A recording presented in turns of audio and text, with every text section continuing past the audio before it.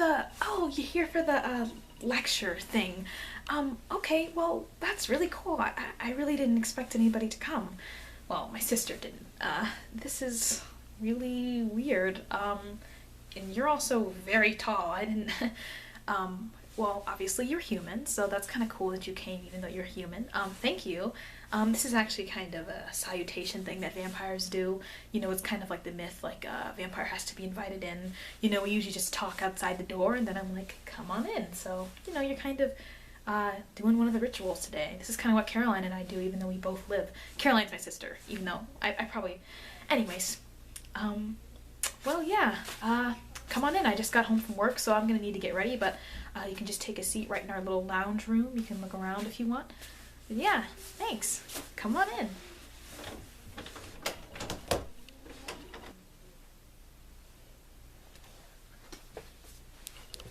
I'm so excited that you're actually here. Oh, this is great. I actually didn't think anybody was gonna come. Well, I thought a couple of people might kind of wander in and be like, who's this weird vampire girl, and then leave. Actually, a lot of vampires live here, but they're not very friendly like Caroline and I. Caroline's my sister. Oh, anyways, I heard that you're new, so you might have thought that this was something you had to do as a part of the neighborhood. I don't know. It doesn't matter. I am just so glad that you're here. My name is Octavia, and I have a sister named Caroline, and we live here. I know this isn't really the most conventional place for vampires to live, but as I said before, a lot of vampires actually live here. It's kind of like a vampire complex, but a couple humans live here, including yourself. And you might be a bit surprised that I know that you're a human. It's pretty easy. I mean, I knew that there was going to be a new neighbor, so I was like, oh, they probably could be a vampire or a human, but obviously I can sense that you are not a vampire. So, oh, you might have a question about my teeth and the fact that they're not sharp like, you know, you usually see in those cliche movies. Well, that's very funny. I'm actually not really baring them right now, you know, like kind of like the like I guess that kind of thing, and even when I did that my teeth weren't gonna show. It's not really kind of a sudden hiss kind of thing, it's more they just kind of naturally come out when we'd want them to, you know, when we're getting ready to feed, and even if I'm having my substitution blood, you know, it just comes out naturally. And don't worry, you'll learn about all these little new terms that I'm throwing out at you. Don't worry, I'm gonna teach you that. Well, I'm gonna try. Basically, my little poster on the apartment bulletin was basically for a class, and you just come on into my apartment and I introduce you and I let you know about a class that I actually have over at the community center on, I'm always bad with streets, I don't know, but that's okay. And basically what I do is, like, the person would come in, a bunch of people, maybe I'd have some snacks out. Well, I asked Caroline to get the snacks, but she didn't think anybody was coming. She's at work now. I just came from my job, as I told you at the door. I tend to repeat myself a lot, so please tell me if I do. But yeah, basically that's what this class was supposed to be. I was just supposed to, you know, sit down, you learn about me, learn about the two different types of vampires and my findings, and then I tell you about how you could come to my class. I actually, the class that I do over at the community center is mainly for vampire adolescents who are either just turned into vampires and have no idea about anything and weren't accepted into the vampiric society, or vampire adolescents who've just kind of don't really want to be a part of the vampire society, which I kind of see why. But actually, if I introduce myself a little more, I can kind of give you a bit of context as to who I am and why I do this. First, let me show you my family. This is my family. Oh yeah, I've been alive for a long time. Actually, don't really have the exact years. Many humans think that vampires know the exact years on the dot, but that's kind of hard to remember after a couple thousand years. That takes a lot of time. But I will show you a picture of my family. This is one of the only pictures that I have of my family because, I mean, there weren't that many pictures of people like me back then. But yes, here they are. Including me, obviously. There I am, right there. You see me? And then my sister. You know, I'm trying to do a little something. I'm trying to give a little smile, you know, but she's just kind of like, but that's how she is anyway. This is my older brother, Ezekiel, and this is my younger brother, Abraham. Sadly, my older brother, Ezekiel, is no longer with us, as you guys would say, and neither are my parents. They died a couple hundred, oh no, a couple thousand years ago. It's all so jumbled up in my brain. Caroline's way better with dates. She can tell you the exact date that they died. I mean, not that she'd really want to recall that. It was more sad for her than it was for me, even though it's very surprising. She's more of the, she's not very sentimental. But yes, the Vampiric Society, which is a society that many vampires are a part of, and I used to be a part of until I was kicked out. But it's a great society, I guess, that all vampires are accepted into. Well, they like to say that all vampires are accepted into them, but some of them are excluded. Like the vampire adolescents that I teach were excluded, which was very upsetting. But it's just the reality of, the world, and that you're not always going to be accepted. But it actually used to be a really good thing, back in the past. It accepted my family, even though, the race that we were. We actually, I meant to tell you, that picture, we were actually humans in that picture. And I forgot which year, but there was a vampiric raid. So basically, racist vampires came, and back then, being a vampire was seen as a disease. So the racist vampires were kind of mad, and they were like, well, if we have to face this disease, which being a vampire is not a disease, I can assure you I love being a vampire, but they thought, well, since we have this terrible disease, we're going to give it to the slaves too. So, they gave it to us, and then coincidentally we turned into vampires. But the Vampiric Society, was very accepting of us, even though it was a bit of a stigma to be accepting of, black vampires at the time, but they were, and that's why I really, really grew to love the Vampiric Society, even though it had its strict rules, and you're supposed to be prim and proper, and although you can tell right now that's not really how I am. I actually used to have extremely long hair, and I hated it. I just can't even imagine myself like that today. I love cutting my hair. I just can't believe that I actually had to do that. But yeah, in the Vampiric Society, they have a lot of rules and regulations, and if you don't follow those, you're out. And that's actually not why I got kicked out. I didn't get kicked out because I didn't follow the rules. Actually, I'm very good at following the rules. I'm Employee of the Month at my job, so don't ever tell anybody that I'm not good at following the rules, because I am. But me being kicked out of the Vampiric Society actually came up because I wanted to do a lot more research about vampires, a lot more research than the Vampiric Society was comfortable with. I actually trademarked the two types of vampires. Being like, vampires is like, the species is a very broad spectrum, but I kind of narrowed it down to two species, and then there's different species of vampires inside of those two species. But I will get into that with you. Back to why I was kicked out. The Vampiric Society want to be seen as superior than humans. They want to be seen as better, and they basically don't want to know their kryptonite, you could say. They don't want to know what would happen, if they didn't have blood, because one thing that I did like about the Vampiric Society was that they had a lot of blood, and I mean a lot, not any blood substitution like the one I have to have now. But yeah, they really didn't like it that I was doing research. I was going around the world to different vampiric societies, going to indigenous vampires, and seeing what would happen, if they didn't have blood for a long enough time. And that's how I was able to see the symptoms and how they were different than some other vampires. And I would go to vampiric meetings. We have these grand meetings like every 100 years or so, which is kind of like months for you, but yeah, every 100 years or so. And I tell them about my findings, and I guess that was kind of a mistake because they got very angry with me and they told me to stop. And although I just said I was very good at following the rules, I kind of snuck around a little bit and still did a lot more research, and they instantly kicked me out once they learned this, after even they told me to stop. I just want to learn more about who I am. I can't just let it be a secret for the rest of my life. I mean, I have a long life to live, like I'm never gonna die. So I mean, I get, you being a human, you might not really care to learn about yourself because you're gonna die anyway, but I'm not gonna die. I just wanted to learn more about me, and so that's why I've decided to kind of create my own little society. Not really, but that's why I teach, vampires at the community center about, the history of vampires and who we are, not you, but who we are, the vampires that I teach, because it's good for them to learn about themselves, because many, I was like what you could consider a poor vampire, and we don't have the the blood that we need and all the nutrients that we need. So I guess I kind of see that why the Vampiric Society might not want to learn about, you know, them being vampires, because they don't care. They don't need to learn. They're rich. They have everything. They have everything they need. They're fine, you know, and they've been fine, and they don't want to. They don't want me changing things up.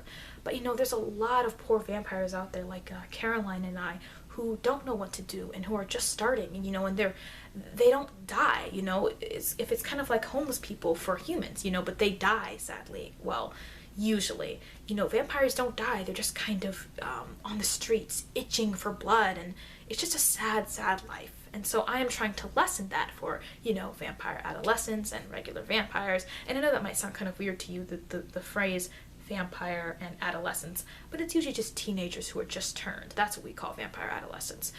You know, I might look like a teenager to you, but I'm actually, you know, extremely older, and that's why I'm like pretty young in that photo, and because I wasn't turned, you know, right after that. I grew up a little bit, and then I was turned, obviously, and this is how I've looked for, you know, years and years and years. I will tell you, my sister, actually, she used to be very I guess, honored in the society, and you know, when I was kicked out, she was devastated.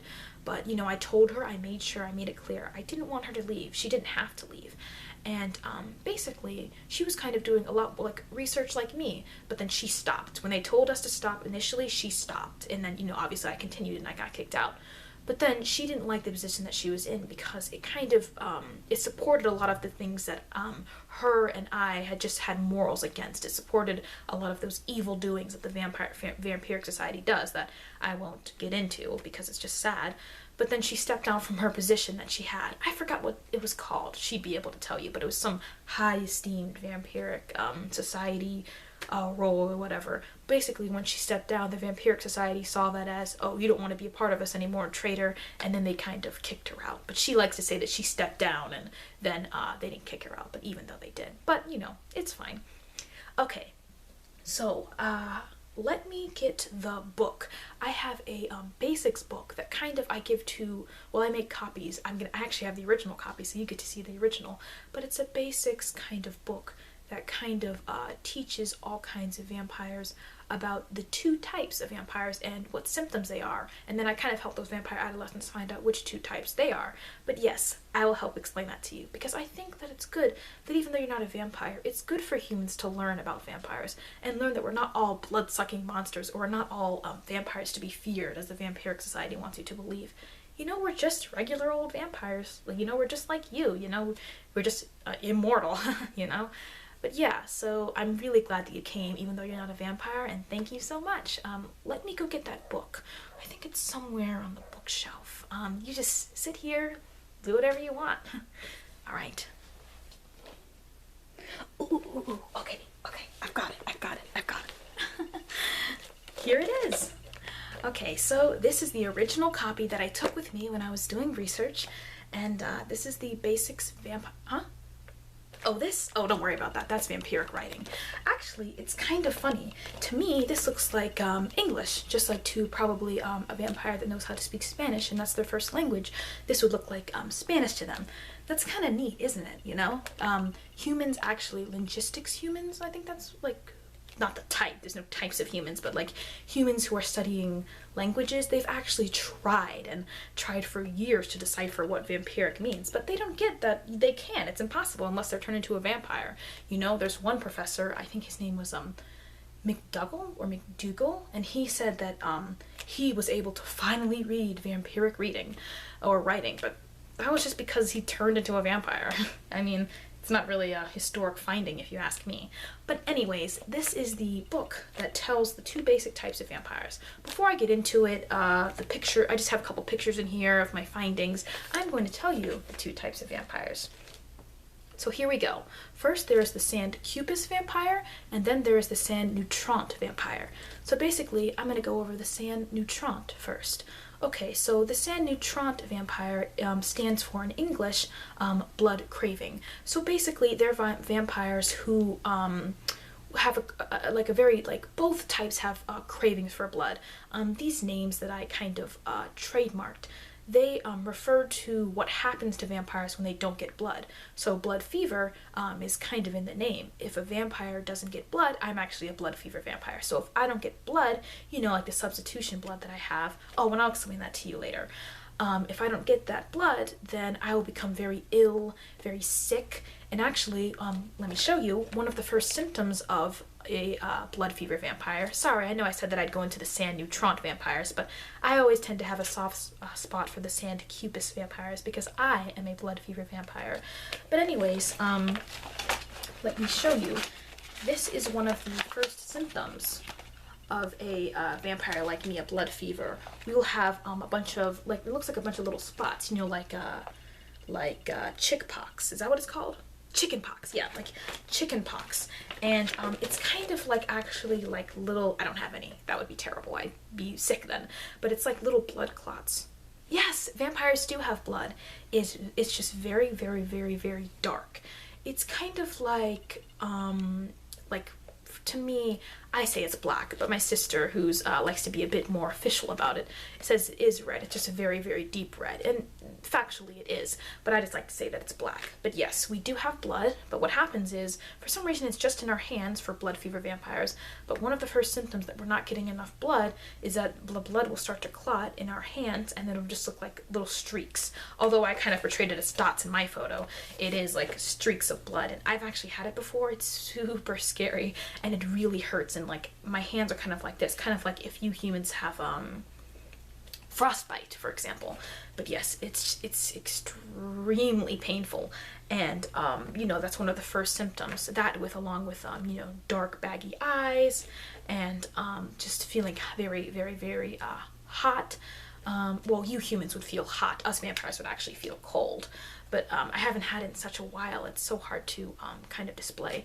Actually, one of my vampire friends who actually went with me on these journeys that I took that got me kicked out of the Vampiric Society, his name is Portobello. I haven't talked to him in a while, but he did a lot of these drawings that I'm about to show you. But yes, here is kind of a result of what happens when a sand cupus vampire like me, or a blood fever vampire, doesn't drink the blood that they need. Actually, this woman, she was very sick, and not just, you know, in the natural state, but sick in the mind. She wouldn't, when she was turned into a vampire, she wouldn't drink any blood at all. And it was kind of like a miracle for me, because it kind of was one of the first things that kind of the entryway into finding out the symptoms of, you know, vampires. I mean, it wasn't a miracle for her. She was very, very, very sick, and kind of continued to get that way until she was like force fed blood, which was really upsetting. But yeah, I got to see the symptoms. You know, actually, if you look up close, you can see, maybe if I can try to show you right there, her hands. You can see, you probably can't see that, sorry, but you can see that there's the streaks, because the streaks actually continue even after you get sick. It's one of the first symptoms, but it's not like it goes away like a fever. Like a fever, like, you know, with you guys, it goes away, like it goes away after a while, after a couple days.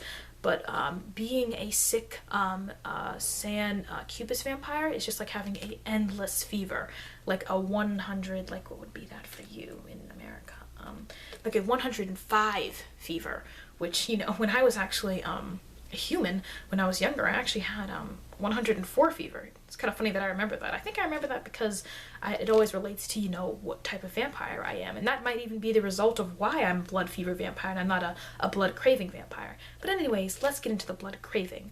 So basically, the blood craving, or the sand neutrant vampires, is the other type of vampires, which actually, like my sister Caroline is the sand neutrant vampire. Basically, these vampires, when they don't get enough blood, they get very sickly in a different way. They'll become very thin. You know, have you heard of anorexia? They'll kind of look like that. So let me show you a picture that kind of depicts that. So Portobello, my friend, drew this. But yes, here she is. I actually forgot her name. I think it began with an S. So, I don't remember. It says it's down here, but I can't really read that. His handwriting was extremely messy. And you think that looks messy. You know, it's not. It's just vampiric writing. But anyways, she came in, like, to the clinic. I forgot where it was. I think it was in France. but she was very, very, very malnourished and did not have enough blood in her system. This is her after she actually got all the blood. So don't worry, she wasn't crazy like the other girl. She actually just didn't, couldn't find any blood, which is something very, like, it's not a rare occurrence for vampires to be unable to get blood. I guess you see, like, in the human movies, that's one thing that they depict very well. But the Vampiric Society doesn't like to believe it. They just put that in with the cliches, about the teeth and, all those things. But yes, the blood-craving vampires, or the sang nutrant vampires, tend to be the vampires that kind of are the ones who will get crazy and who will suck humans in the alleyway, or that cliche thing. Because, just like an anorexic person, they can move to a certain extent. Unlike, blood fever vampires or Sandcubus vampires, we can't really move at all. Our hands are like this. We're bedridden. We have a fever. We're sick. We really need somebody else to take care of us. And so do the blood-craving vampires. But they can go out and still walk and meander and go suck blood of other humans because they'll tend to be just crazy and they'll need it. And, that's why with Caroline, she always has to have a little more dosage than me, because if she doesn't, she'll tend to be very antsy, especially since we're both around humans so much, because we kind of are in the human world. Even though there's no vampire world, we all live in the same earth, but still, the vampires like to call it their own world and their own society. But yeah, that is the two different types of vampires. If you were a vampire, then I'd go into telling you how you can find out which one that you are. But since you aren't, we don't need to do that. But I feel like I had something. Oh yes, I was going to explain to you what blood substitution is. So this is the blood that I drink, and I know this doesn't look like the thick, goopy human blood that usually spews out of you if you get cut, but actually this is diluted blood. So it's just enough blood. I think I do 4 drops, and my sister does 5 or 6. I put that in here, and then I put about I don't know what this is. Maybe 60, 20, I don't know. I'm not really good with measurements. But I fill it all the way up to here with water, and then I drink it during the day. And I need one of these every single day. I mean, actually, I need more than that. But it is just enough to give me just enough energy for the day. But yes, actually, I get this from a local seller. I know that kind of sounds like drugs, and it kind of is. In the Vampiric Society, it's illegal. It's not illegal in human law and vampiric law, which is actually what was combined years ago. It was simple rules. Like, we're not allowed to go just suck humans dry in an alleyway. The humans have to be consentful. It's basic rules. But this isn't actually a part of them. In the Vampiric Society, it's seen as illegal to sell diluted blood. We're just all supposed to get it from them, apparently.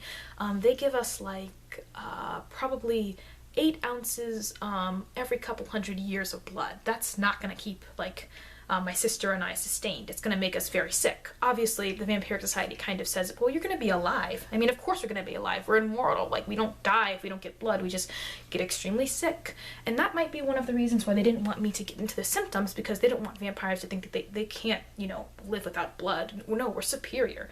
But no, that's not true. That's just simply not true at all.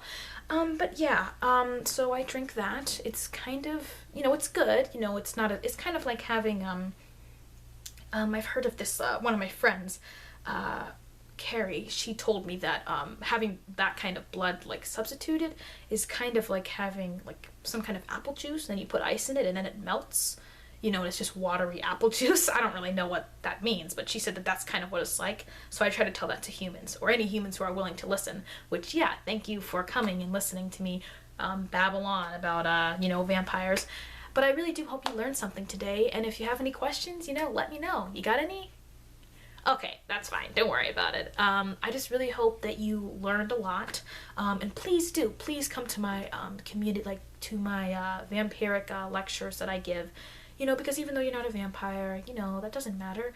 I just want humans to learn and not be scared of us. We're not scary people that the Vampiric Society wants you to believe. I even call us people, because although we're not humans, we're like you guys. We still have the same desires. We still want things, and we're not just these scary, horrible things. We're, But yes, thank you so much for coming. I really appreciate that you were able to learn today, and I hope you did learn. I'm probably gonna go into an endless sprawl of saying thank you for coming, thank you for coming. But ooh, I cannot wait to tell Caroline. This is going to be amazing. Okay, well, I guess I'll just let you out. I don't really have anything else to say. I really appreciate this. I know I sound like a broken record at this point, but I really do. You know, not many humans want to learn about vampires. You know, they kind of just want to keep their ignorance. So I hope you learned a lot more than you thought you were going to. All right, well, I'll let you out, tall guy.